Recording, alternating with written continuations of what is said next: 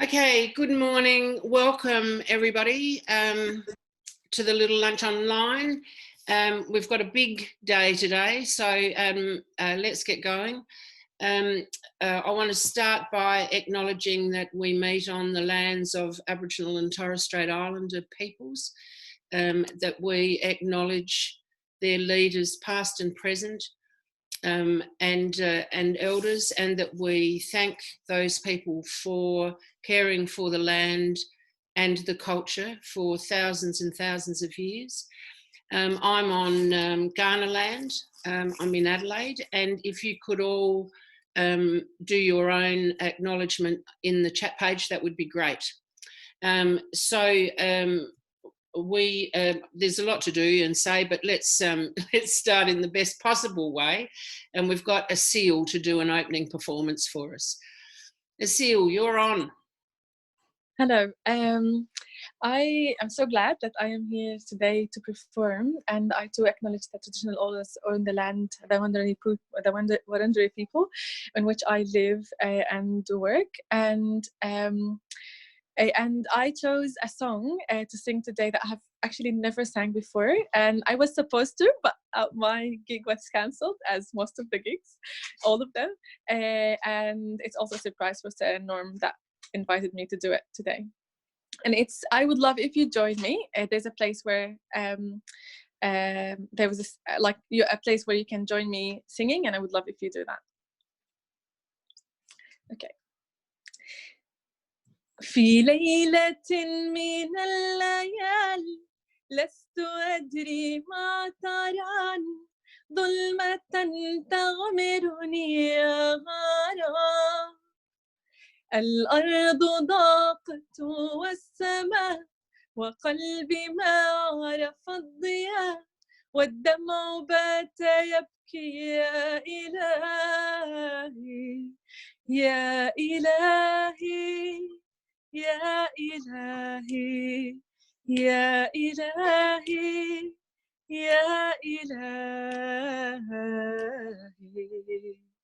عصيت والذنب كبير وإني في حزني أسير مقيد بالذنب يا غارا فهل يستحق يا إلهي العفو مجرما مقر بالذنوب يا إلهي يا إلهي يا إلهي يا إلهي يا إلهي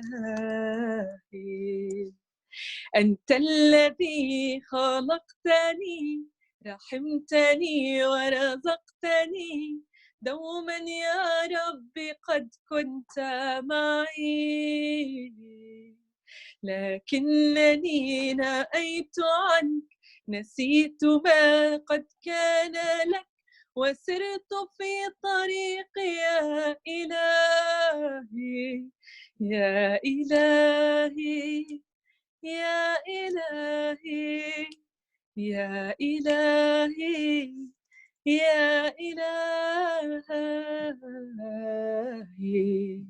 اليوم يا ربي أعود من ظلمة خلف الحدود فالقلب منكسر وطرفي حائر وأنا الغريق فلا أرى إلا سواك لمنقذا لا منجى ولا منجى إلا أنت يا إلهي يا إلهي يا إلهي يا إلهي.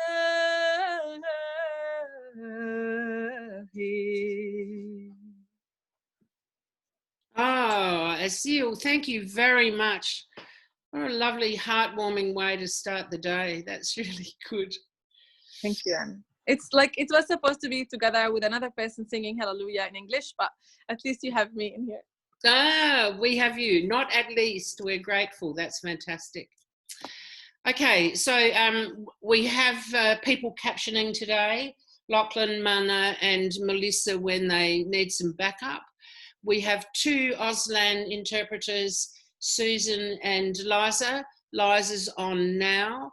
For those people who need the interpreters, can you pin? Elliot's got instructions on the chat page. If you can pin, there'll be a changeover at each 15 minutes when you'll need to repin to the next one. Okay, so the purpose of today is to start to talk about what advocacy we're going to engage in the short term, and to begin a discussion also about the longer term. To think about the last conversation we had was given the current situation and the inadequacy of JobKeeper for artists, and even job seeker for some artists and arts workers more generally, that the people are now hanging on a very small $5 million resilience fund in the Australia Council. And so what is it that we can do, and how can we connect with other parts of the arts sector to do some effective advocacy with the community, with each other in the sector and with governments, maybe to increase the $5 million, maybe continuing work to try and get the other programs like JobKeeper to be more flexible and apply to artists, or maybe to get an arts package from the government, or all of these things have been discussed. And I think some of these discussions might be alive and well still. So we invited Wendy Ware from the Australia Council. She's the Executive Director of Strategic Development and Advocacy, to talk to us about where might we go with our own advocacy, what actually is the Australia Council doing right now, and what things can we work with the Australia Council on, and what things won't it work for us to try and be together. So welcome, Wendy. We're really grateful that you could come. I wonder if you might start just by talking about, you know, what does the Australia Council think advocacy is, and what are you up to right now? Thank you, Anne, and thank you all for having me, and just acknowledging that I'm talking to you from Gadigal land, where I pay respects to elders past and present.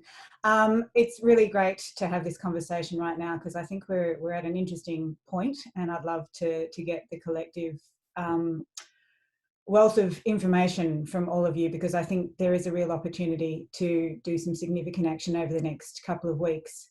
So I guess to answer your first question, and I mean, advocacy, if you're to boil it down, it's about making a case, and it's about, you know, with an end game, I suppose, of changing people's minds. And one of the things that's worth being clear, because I think, you know, having worked in the small to medium sector myself for 20 years before I joined the Australia Council, I wasn't entirely clear about the Australia Council's role in advocacy either. And it's important to make that distinction, I think, between advocacy and lobbying, because there is a definite nuance between those two activities. You know, lobbying can be asking government to vote for or against policy or petitions or so on. But for council, our role is very much about educating and providing information to government to help influence policy. We don't make policy. That's the role of the Office of the Arts. And as a government agency, arm's length though we are, we can't lobby government. That's not for us to do, but we can provide a lot of useful resources and information to help others do that. We're also not a peak body. I often see the Australia Council referred to as a peak body, and we're not.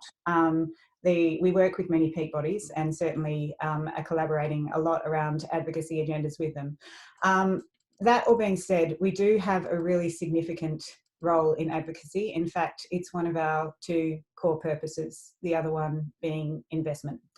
But how we advocate is multi-layered, and it takes a lot of forms, and some of them are public and some of them are private. But more and more, we are trying to err on the side of getting more out into the public realm, because we know that that is where a lot of the power lies in terms of changing people's minds.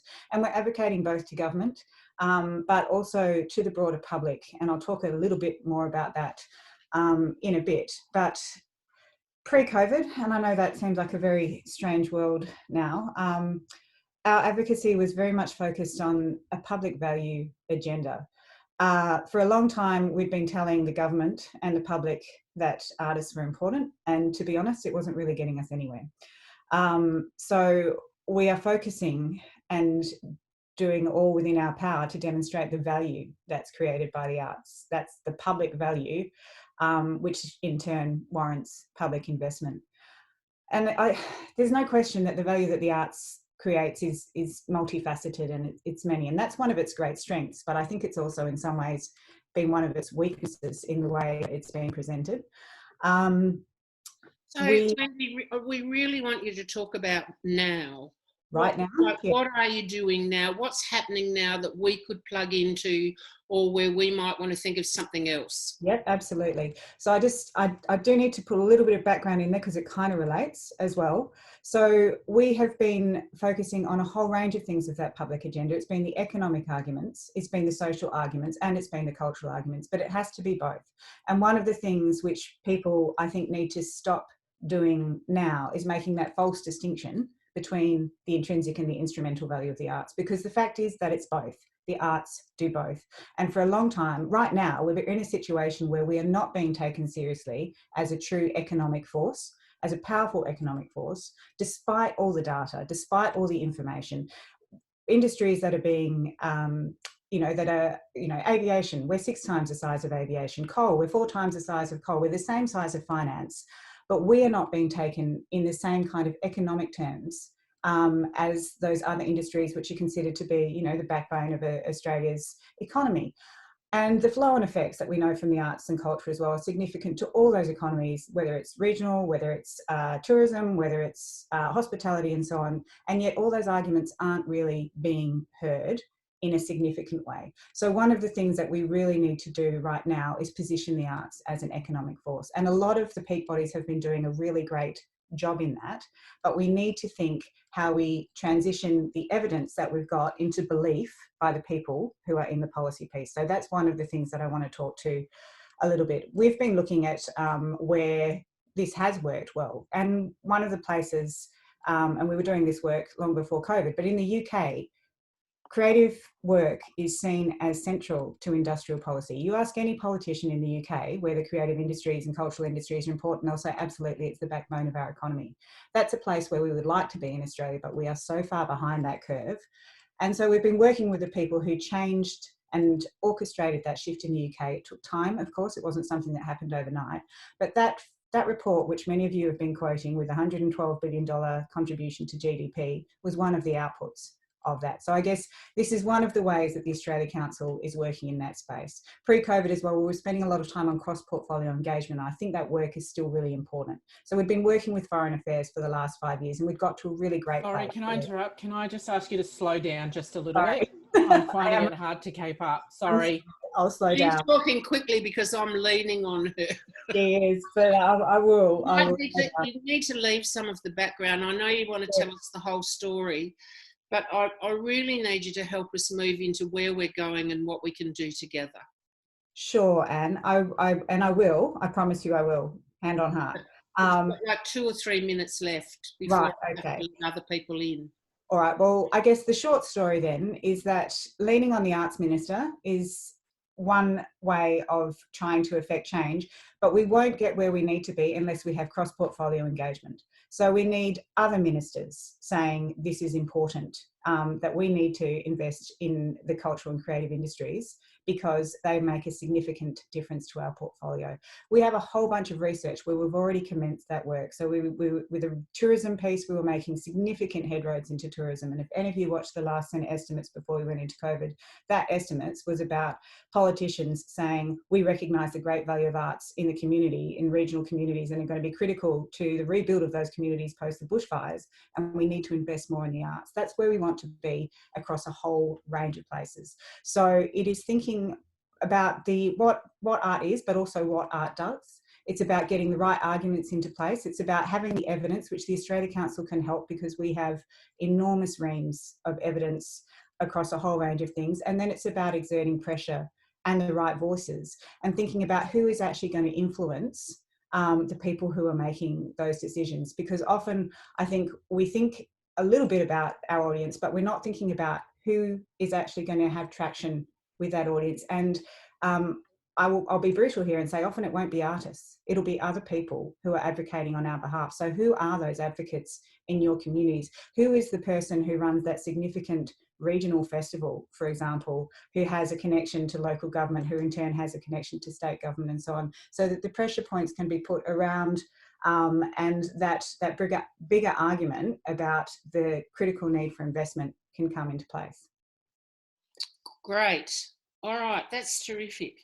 So what you're saying is that the focus of the Australia Council's work is about the economic value, the positioning the arts as an economic force, and that continues to be your focus. Is that right? That is part of it. It has been about the economic value. There's also the social value and the cultural value and all those kinds of things. So we've been working in that space, but right now we're in an economic crisis and we need to make the economic arguments, and that's straightforward because it is a matter of economics. And so the discussion that's going on about having an arts package, getting the government to increase the resilience fund, whether that's private or not, are you in those discussions? Yes. So there's discussions happening every day with the Minister's office, and indeed a discussion this morning with the Minister around a range of areas, because JobKeeper will resolve some of the challenges, but we've been quite clear, and as has a whole range of voices from the sector pointing out the great big holes in JobKeeper, because it actually doesn't. So many of our sector fall out of that holes, and our own research at the Australia Council, 81% of practicing artists work from contract to contract. That's just the artists, and then you move into the arts workers. So we have all the evidence which shows where the holes are. One of the challenges that we've got with JobKeeper is it's all very well to say these people fall through the gaps, but then the next step needs to be about how do we provide the evidence of what needs to do to change that. So it could be about, getting Treasury to make that discretionary decision to enable, some of the amendments that were requested earlier. There's that piece. And the other piece that we're doing is actually doing a lot of modelling on where JobKeeper will work and where it won't. So organisations are easy because we've got data on organisations, and we've got reams of data, particularly, the partnership organisations, the former MPAs, some data on 4 years. It's much harder, and recognising that, by no stretch of the imagination does the Australia Council support all those 4-year organisations, all the small to medium organisations. The individual piece is the biggest challenge because there isn't much data on that. And even talking to the peak bodies who look after their specific parts of the sector, they are not in a position to actually put together the kind of perfect souffle of data that you would be able to do if you're an airline, for example. If you're an airline going under, you know exactly how much money you need to avert that crisis. When it comes to the culture and creative sectors, one of our biggest challenges is our complexity and our diversity. So what we need to make sure is that as a sector, we are coming together and with a united approach on those areas. There've been a lot of numbers out, and people are coming up with different numbers that relate to their particular areas of the sector, and that's understandable. But we need consistency across the advice that we're giving to government about what the levels of support are, particularly because we're in a moment where the messaging is obviously every industry is in crisis at the moment. It isn't just arts and culture, but we are the hardest hit and we are a significant player. So that's the argument that needs to be made, and we need to be clear on how much we need. So are you saying to us that the most sensible way for us to work with you at the moment is to use your data to build the case that we can see from individual artists and very small organisations towards their contribution? Is that what you're saying? Yes, and also thinking about the voices who will take that case. Yes. For you. Yes, I did hear that. I'll come back to that. Yeah. All right, let me let a couple of other people in. Ben, you've got a question. Sorry, we've changed. Susan's taken over the Auslan, by the way. Ben, are you there? Yes. Sorry, I've just unmuted myself. Well, Ben. Thank you. My question is, Wendy, and thanks for being here. My question is, firstly, thanks for giving us that kind of précis. But I guess my question is, where is the advocacy? Is it just behind closed doors? Because so far, I don't think we've seen a public statement really from the Australia Council regarding, for example, the deficiencies of JobKeeper. Would it be possible for the Australia Council to actually say something like JobKeeper needs to apply to all of the insecure and precarious workers in culture that it currently doesn't cover because they don't work in a place for 12 months or more? So there's a couple of answers to the question. Firstly, it is a combination of what's happening in, you know, the private meetings that are happening between Adrian and the Minister and the Office for the Arts and so on. And there's a lot happening there. And as I said, it's daily, and the amount of modelling that is going into there, quite frankly, is astonishing. But there's also quite a lot that is in the public realm. So we are working on that JobKeeper piece at the moment. As I said, the complexities, particularly around the individuals, are great. But we hope that by Monday, we will have a published piece that will identify in clear terms all the information that we've managed to gather, which is why it needs to be changing. We did a similar piece. One of the big issues right now is for First Nations communities. And when all those great surveys that popped up, you know, really quickly, I lost my gig and so on, one of the first things we did was talk to all the owners of those surveys and say we needed to actually coordinate so that we have a big picture, because if we've got this bit for the music industry and this bit for so on, we actually need to get some coordinated data and work out how, so we can actually present the big picture. And one of the things that became really apparent from those surveys as well was because they were done at speed and by people who weren't used to doing surveys as well. A lot of really important kind of segmentations, including about whether or not you identify as a First Nations person, weren't actually part of that data being collected. So the amount of information around how COVID is affecting First Nations artists and art centres and so on was really patchy and limited, and there were specific challenges. So we started weekly roundtables where we were getting the live feed from the sector, from the First Nations communities, with Wesley Enoch and Leanne Buckskin and others chairing those. But what was becoming apparent from there was that there needed to be additional work done so that we could actually make the case to government about the problems that were specific to First Nations arts and culture that weren't really being picked up through that broader survey mechanism. So we did that. We presented a brief to the Minister about that on Friday, and then we published the brief on our website. So that's the kind of approach that we're doing. So not only are we providing the information to government and the advice, but wherever possible, we're also making that information public so people can access it and use it for their own advocacy as well. Okay, great. Thanks. Kathy Hunt.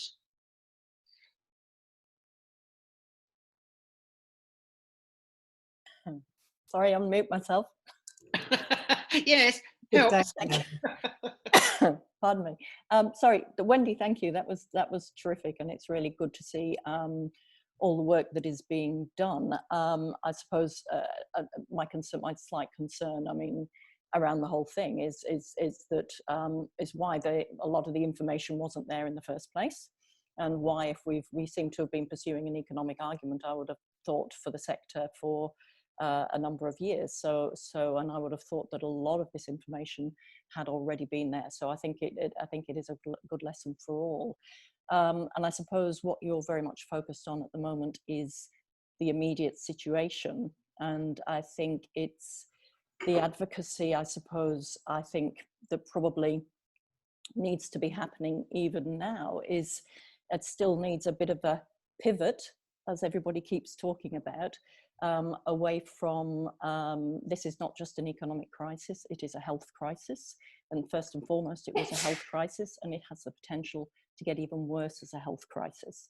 And I think the role that the arts are playing at the moment in the context of that is also absolutely fundamental to the argument for any support or any additional support that might be being thought of from government across any sources in relation to why the sector needs to be supported. And I think there's nothing, I mean, it's so blatantly obvious now And it's in everybody's faces. It's in everybody's faces every day as soon as they open up their computer in the morning. So I would hope that from an advocacy point of view, we do not lose by just arguing down the economic line at the moment the significant data that must be being generated now digitally in relation to what the arts are actually creating at this very moment, in terms of making sure we're going to come out of this with some better arguments and some better framing in relation to moving forward into the future, including some good ideas as that we might begin to take forward to better thinking about where those support mechanisms and where the whole framing of the sector might go. But no, terrific. Thank you very much for that explanation, Wendy.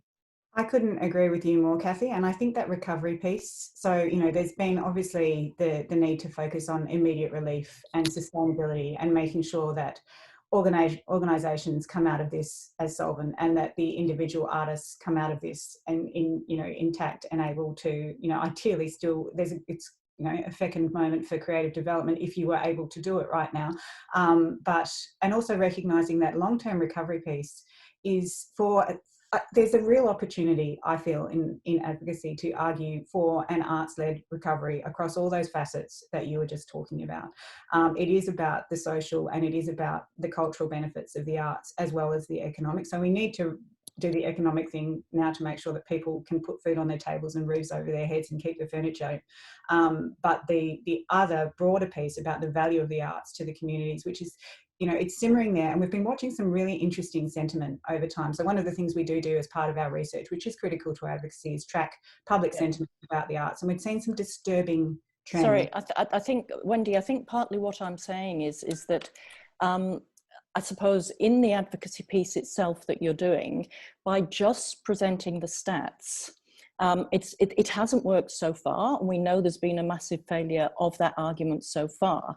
So in the context of you trying to argue even for the economic piece, it's the way in which it's done through hearts and minds rather than through the stats side of the story is an absolutely crucial part to even arguing the immediate, I suppose, is what I'm saying. It's we have to change the way in which we are doing this, not just what we are presenting.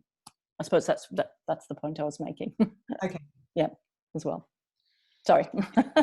No, I mean, it's a good sort of segue into the bigger conversation that we just need to have now for the next 15 minutes or so about what is it that we think we should be doing, and then how can we tie that in with what other people are doing.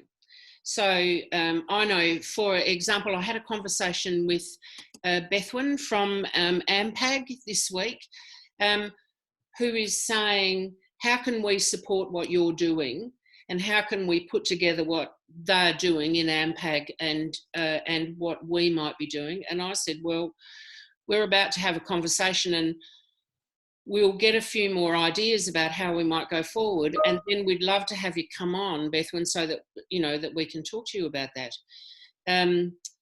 Nicole Bayer's already online today, and I know that TNA are, like they've got plans.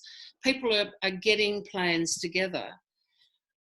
We seem to be picking up the people who are not covered in other areas. So a lot of individual artists, small organisations, community artists, people who've dropped through the cracks of the other areas.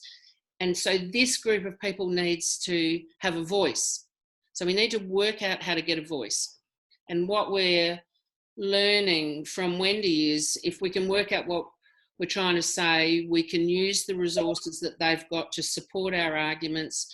We need to find influential people to progress our arguments, but we're, and Kathy's saying, be careful what the argument is. So from our point of view, the argument's definitely not all economic. So I want you to think about and get on the chat page or put your hand up. Let's hear from you. What is it we should be doing right now?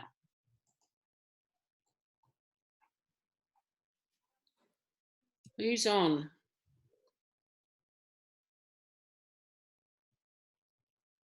I think Ben might have a follow-up question there. Eh? Ben? Yeah, so I guess my follow-up question would be, like, why can't we argue for a proper package? I mean, we've seen the Australia Institute argue for a $750 million package in the last week. Live Performance Australia has argued for an $850 million package earlier on in the crisis. There's pretty clearly a pressing need in terms of where the sector's at, the level of shutdown. The ABS stats show that half of all businesses in arts and recreation have stopped operating. So this is not the time for people to speak up and to take some risks and to be vocal. When will we? When are we? If there's not advocacy now, when is there ever going to be advocacy?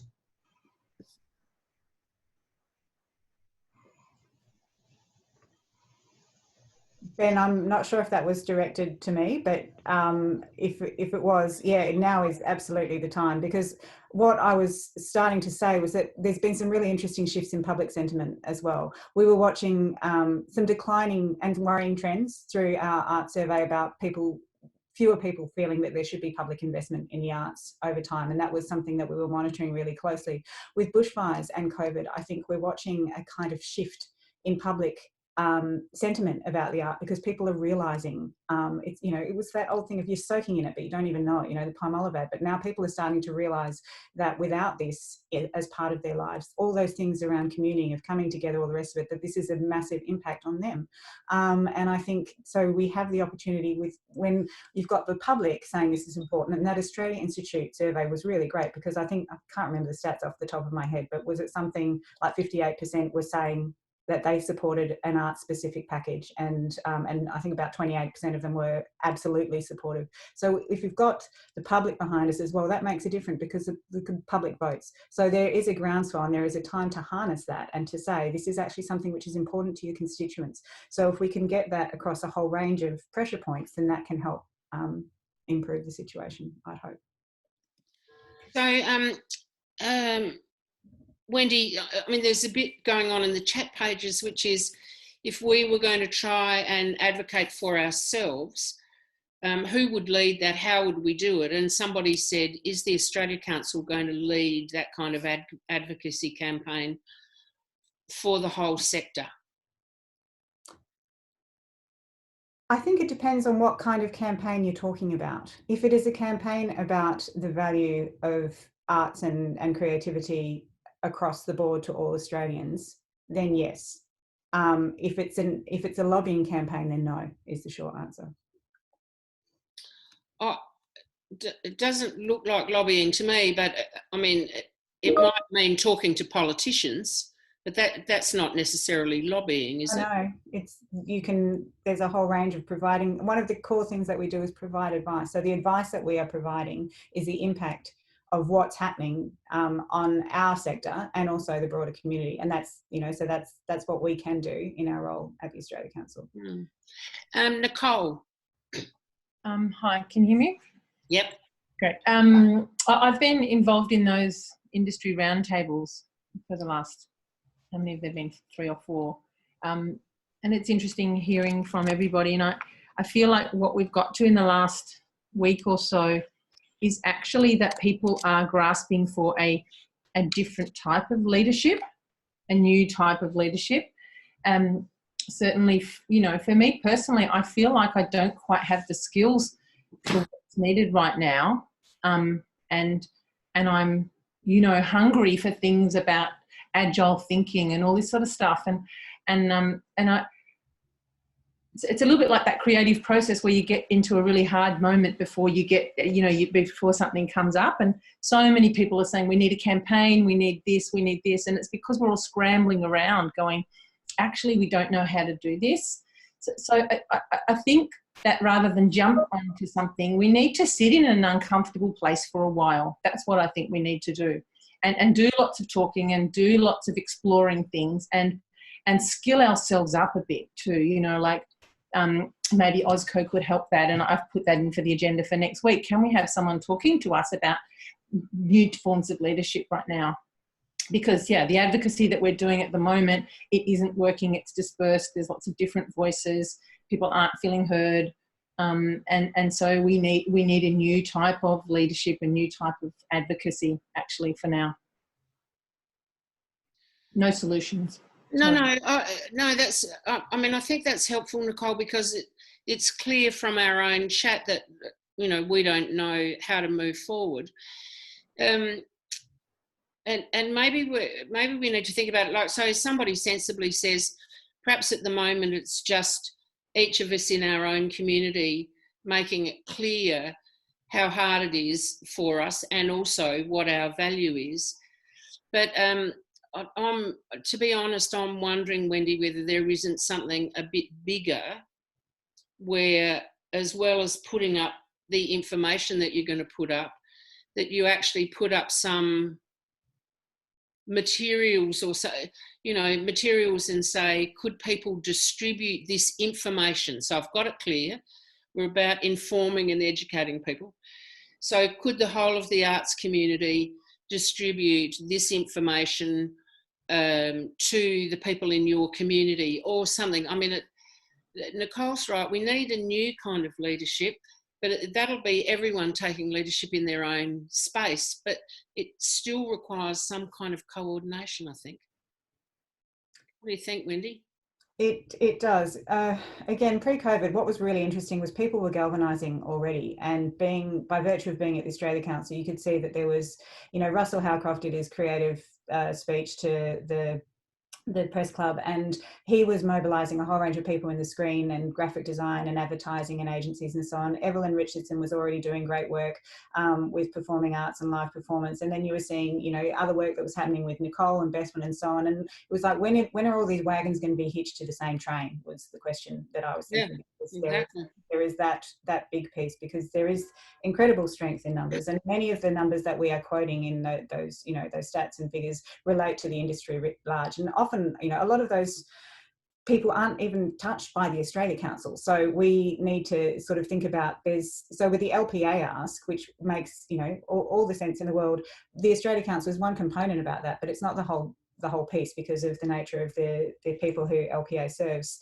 So I think, yes, I would agree that there needs to be a shift in that. We have been putting a whole lot of information in plain sight, I have to say, and would strongly encourage you to look at the COVID pages on the Australia Council website and spend time looking at all of those. And maybe we can think about ways that we can more proactively direct people to it. But that's one of the enormous frustrations when there is so much information that is there and available. There's electorate profiles, there's all these kinds of things that are really strong tools. And I think part of the things perhaps the Australia Council can do better is enabling the use of those things. So instead of just putting them out there, actually saying this is how you can use it for advocacy. And that's something that we have been looking at. We've started introducing webinars and things like that when we do a new piece of research, so we can talk to people about it so they can better understand it to use it for their own advocacy. But there's a long way to go on that front. Yes, I think that's right, helping us use it constructively. Kevin Brennan, you might want to just talk about the new way of talking about the arts. Yeah, there's this is something I'm dealing with my students at RMIT, but also from my own lobbying and advocacy experience, mainly within councils. The arts is a dirty word, and how it's talked about seems a real problem. And I'm just thinking about Fran Kelly was really supportive on AM on Radio National the other day in interviewing a few people, including John Bell. And she was really struggling to find the words to say why it's important. And John Bell also struggled, but one of the things he said is there's arts, by which he meant people like his company and the major performing arts companies. And then there's fringe arts, which is everyone else. And we've got a real problem in this definitional stuff. And I think it really has to come back to the sort of stuff Chris Puplik and Lee Tebret said. It's about culture. So it's about moving from focusing on this is what we want, because that's how we're characterised all the time. Chris Puplik said it in 2008. We keep saying, just give us money. Why are people going to care? Why would they give us the money? And one of the things we need to focus on, I think, is how can arts or creativity help solve these problems? Let's be problem focused. that getting people singing from balconies, getting choirs, getting music happening, that is an opportunity for all artists in the creative sector, but it's about the value for the public, not just the value for the artists. That's what they're interested in. And the value for the public is what we can do for the community to get through the health crisis. Yeah. And I think, I guess my point as a question, I guess, for Wendy is, it seems like there's a huge movement of people. We've got a lot of people here. We've got the old MEAA campaign, which I think is still ticking along. What's needed is some support to give people those tools to organise. And I think it's some sort of grassroots organising campaign rather than a centralised top-down approach to let a whole lot of campaigns bubble up. And I think of the Save Live Music campaign a number of years ago in Victoria. It's like it's not one solution. We need to have the ask and then get the advocates, give the people the tools to advocate for the value of arts as a solution to this health crisis. Yeah, I agree, Kevin. I think there's that difference between mobilising and organising, and we are really good at mobilising in the arts, but when it comes to organising, that's the bit that we need to work more on. And there's a few things that we are putting out there, including Amanda Tattersall giving a webinar, I think it might be next week, about some of the ways that we can do that, and giving people some of the skills to better organise rather than mobilise, if I can put it that way. But I agree. It's one of those things where people's minds won't be changed. And the problem with arts as well, the brand issue with the word arts is that people always default to assuming that means orchestras, operas and ballets. They don't see it as the bigger picture. But yet the work that sits outside of orchestra and operas and ballets is often the work that is the most engaged with by the community. So this is where we need to get that broader definition. Interestingly, if you talk about culture, people, when we've got some research in this space, and I know the New Approach is doing some work here too, people tend to think of culture and they immediately, when you're talking about the broader public, they'll go to ethnically diverse culture, and they won't see that in the way that we as a community probably would define culture. But when you put arts and culture together, somehow that causes the penny to drop, and people start to realise what actually sits within scope of that. So I'm wondering if we could focus ourselves for a minute then on Kevin's suggestion, which, if I try and put that into a practical idea, would be, are there a small group of people prepared to work on some kind of a briefing kit, which are tools for people to use in their own community, and with all the important people they know, that's got in it that's got in it some straightforward information, main points people might have, things that they might send around. I don't know, but I reckon there might be some kind of a briefing kit that, with the help of Wendy and her team, we might be able to put together that's relevant for the people that we know and that we care about, who, are not members of AMPAG or not in significant companies, who are not visual artists. Those are all parts of the sector that actually have people speaking for them, that we might be able to put something together that we can then share with all of us and say, why don't you take these things, take whichever of these is appropriate and take it up in your community. How does that sound?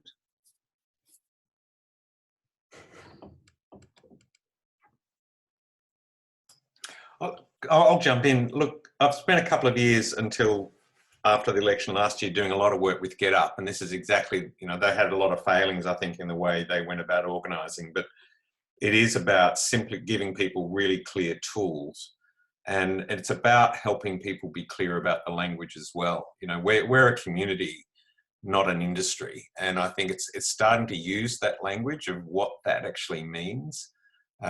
We do it for the love of it. Kathy's completely right. The economic arguments don't work. They haven't worked for 20 years. We know that. So let's actually focus on giving people the tools on how to talk about it, and then what sort of stories they could use. Like, I just can picture, find examples of when creativity is being used to help people get through this crisis. And we're seeing, there was an ABC thing about that the other day. That's exactly what they're looking for. But there was no comment from our community about that. Like, there was no voice to actually add to that. Yes, and we're going to have to make up our own voice because it doesn't exist organisationally anywhere. Nicole, you're saying it would be a good idea to put that together as part of a bigger piece of work. What's the bigger piece of work? I don't know. I don't know the solution. I was just going to write, I do think OSCO has a role to play. I think that the one thing that OSCO has is it has this sort of status because, you know, because it gives out money, right? Like that just automatically gives it this status and a place for all of us to look to. What we can get from OSCO is we can get that data. So, you know, if we get easier, quicker access to the data that you're pulling together now, Wendy, I mean, that's going to help us a lot. When Adrian came on board, you know, I met with him and said, I reckon that the sector can be used more. You can use the sector more for the work that you're doing. And that's going to mean a bit of a shift in thinking. You're going to have to use us as trusted colleagues and collaborators and to try and break down that us and them thing. And I think that is already happening. And with Wendy on board, I feel like that's happening. But we can do that more where we work together, and there will have to be trust, because I know that there are things that OSCO can't do publicly, but, you know, the peak bodies can do. So I don't know. I think the bigger piece of work is actually a whole suite of things. I don't think it's just one campaign. I don't think it's just the grassroots stuff. We need that as well. But we need, as I said before, we need the skill development, and we need collaboration, you know, across portfolios, across art forms, across peaks. And yeah, and keeping on doing things like this. So, you know, thanks to Arts Front for pulling this stuff together where we can, you know, keep nutting this stuff out. So I've got about 10 minutes left. All right, so jump in if you want. But here's what I'm thinking. I mean, I suppose the thing that I know best is it's better to do something, like start something. And I agree, Nicole, there is a bigger picture, but so maybe it's about community-based advocacy, and maybe that's where we could start. And that's about getting some kind of a story together and then sharing that story not only amongst ourselves but with the other parts of the sector. There is a business about skill development. You know, if we've got a bit of a story, how do we get that out? And so we can talk about how, and maybe talk, well, obviously the Australia Council's thinking about how to skill people up to be better advocates. And then there is the bigger question about how we collaborate. But I'm still thinking that maybe the most effective thing we can do for a start is work out what community advocacy might look like for us, and how that fits with what people are doing. Busty, talk to us about, you're saying already some people are doing this in their communities. Talk to us. Oh, yes. Hello. Does this come up? Hello? Yeah, we got you. Great. Yes. Well, yeah, it's already happening. If you see, even from a health perspective, there are artists, First Nation artists, Black and people of colour, who are doing this already, like making sure that their communities know, whether it be a health and information campaign using the creative arts. You can speak on, there was just a campaign just recently that was a collaboration with for you know, across Indigenous communities, which was artwork, putting out like you know, some great stuff that we, you know, I don't think mainstream Australia even gets to see how brilliant that is. You have a number of artists I know in my community that are doing huge amounts of work in advocacy and grassroots organising and mobilising, because art, activism and advocacy are all the same thing. So there's this real idea that somehow it's all separate. It's not separate.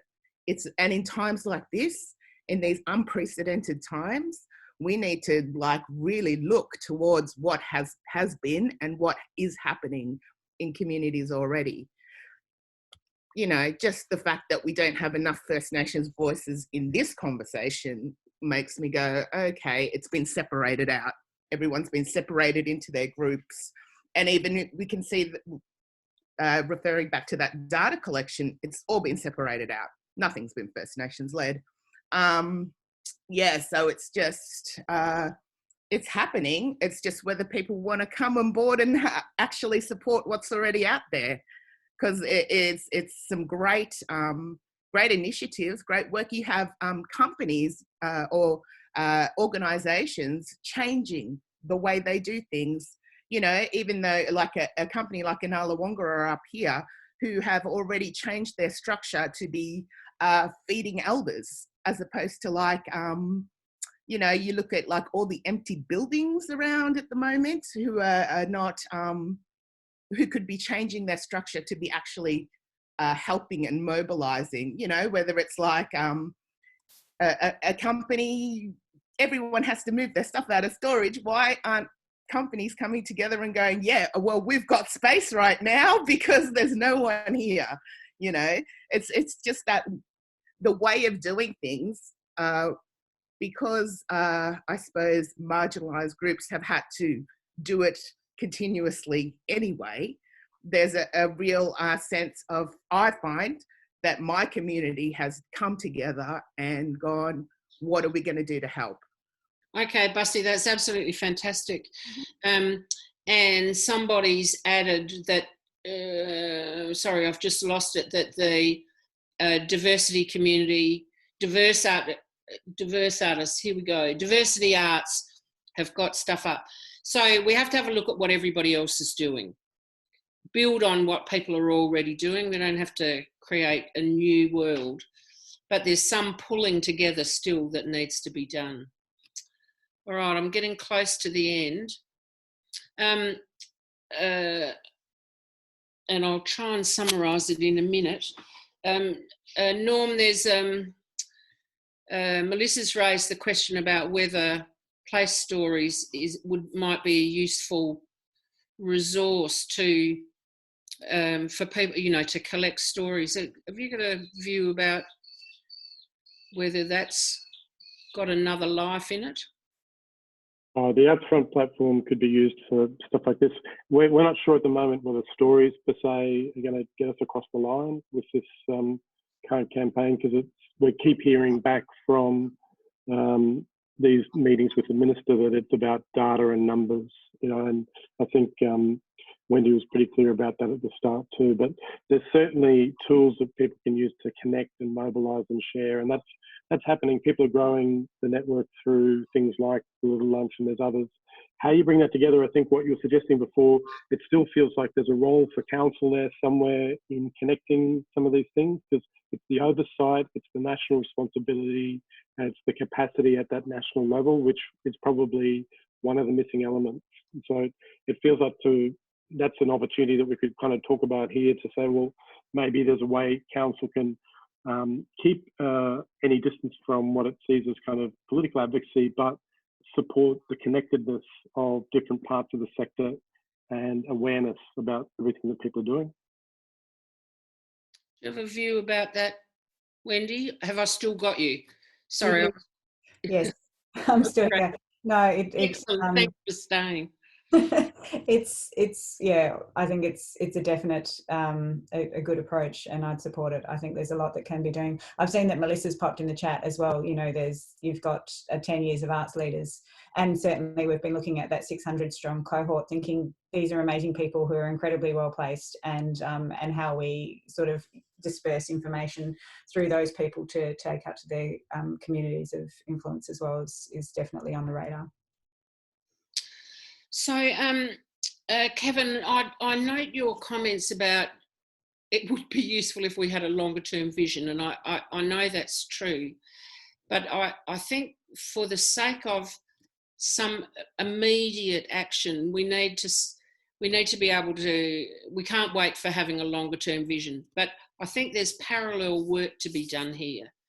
And you've suggested a Royal Commission into the value of creative practice. How fantastic.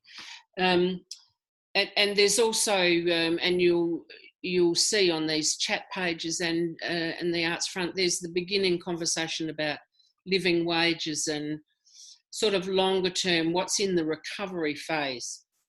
So I think we need to find a little group of people who will actually pick that discussion up and move it forwards. In the meantime, I'm going to try and put together some sense about how we might move more immediately, connecting with the people who already have got advocacy positions up, trying to get a story that's inclusive of all of those, and as Busty says, has got a really strong sense of being First Nations led, and that acknowledgement's there. And so I'll see if I can put together something that says maybe we could do these things and get a little package together that links to other people, and then we can start to try and link to all of the other organisations. I mean, obviously we need to build a picture that's not necessarily the same or coordinated, but is not inconsistent between us, you know, where there's a real sense of we understand what the major companies are trying to do, we understand what our First Nations people are trying to do, you know, like we understand what everybody's trying to do, and that there's a sense of support for what everyone's trying to do, even if all the language is not the same.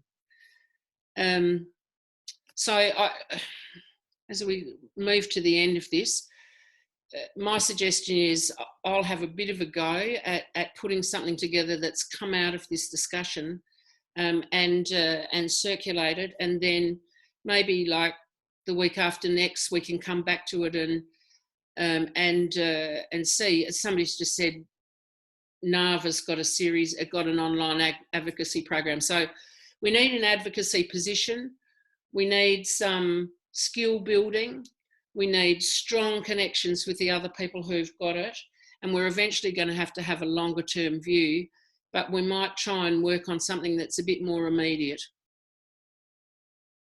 How's that going for you?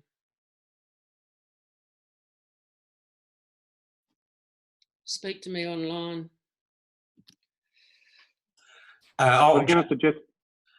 I think we need to be doing that, and I think I said in the chat, I think we also need a comms strategy, and I think there's a role for OzCo and for Ben and others to actually think about how do we direct people to the site if it's going to be arts front site, like where are these resources going to be going, and starting letting people know that there is all these things happening, but it needs to have some sort of central clearinghouse. That's an issue that keeps coming up over the last 20 years is how do we get this clearinghouse function and draw people's attention to it? So we need a comm strategy. We need people, I think a working group getting together those ideas about what are the financial packages, what are the rescue packages, how do we draw attention and mobilise people to various campaigns, such as the ones that Busty was talking about.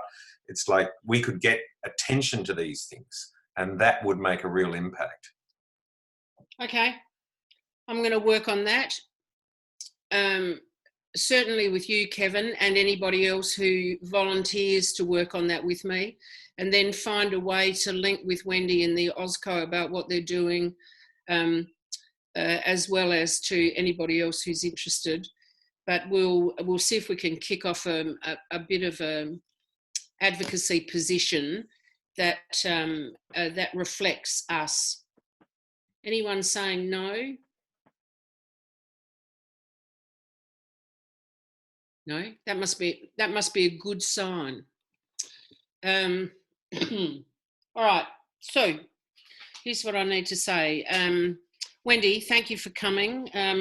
It's helped us not only to clarify what the council's doing, but to start to think about how we might work more effectively with the council, since we are the part of the sector that doesn't have that kind of clearinghouse. We don't have a peak body. We don't have that clearinghouse. We have to find new ways of doing things. So I'm really grateful to you for coming. I'd like to thank the captioners. No doubt that's been Lachlan and Manna and Melissa. That's no doubt been quite difficult. And particularly to our Auslan interpreters, Liza and Susan. Sorry we talked so fast. Thank you everybody for coming. We'll be online on Monday at 12 noon. Norm, anything else to say? Just a suggestion from Sarah and I that maybe we put this next stage of the conversation in the time slot for Little Lunch again next Friday. And, yeah, good idea. Get a bit of action underway before then, and anyone who does want to take up Anne's suggestion of being part of a working group on these things, then please contact. And thank you again to Anne for leading us today. Yeah, that's fine. And I just want to remind you that there are data packages on the Arts Front website. So if you know people who are struggling for data, let them know. Okay, everyone, it's been fantastic. Thanks, Wendy. Bye.